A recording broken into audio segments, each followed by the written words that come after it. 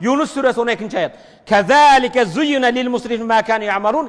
İsraf kıluvchilarga kılgan işlerin zinatı kılıp koz kılıp körsetip koyuyor deydi şeytan.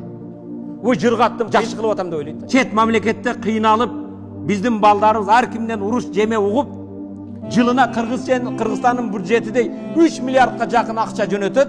Бетте ата-энелер чайханага барган менен, шариятта жок жолдор менен, жок кылуу менен алекмиз. Байкуштардын келечеги эмне болуп атат? Кыздарыбыз жашсыз кетип атат. Ал бактылуу болуп бала эмизиш керек эле, бир бала жытташ керек эле. Балдардын жаштыгы кетип атат. Ага үй салгандын ордуна, бир эме кылгандын ордуна биз алардын акчасын чача берсек, кайда барабыз урматтуу мусулман? Мына көчөлөргө чыгалы, кафелер толгон. Кайдан көрсөм, тойдон көрөм дегенде, кайдан көрсөм кафеде да. İnnal musrifine hum ashabun nar, israf kıluvchilar dozok eğilerdi. Emi prezident, jurt başçı, baş bolup uşul nerseni aytып olsa, biz meçitke kelgen, Allah'ın barlığına bilgen, iman keltirgen biz kolda olsak kim koldaydı? Biz uşul nerseni kötörüp koldap çıkmasak. Anan kurna misali, men atama, atanga urmatımızma bir dua kılçı, dua kılganını bilmeysin.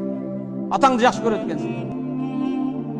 Атаңа арнап айлыңды жолуңда койсоң болбойт. Обязательно 3 жылкы союшуң керек.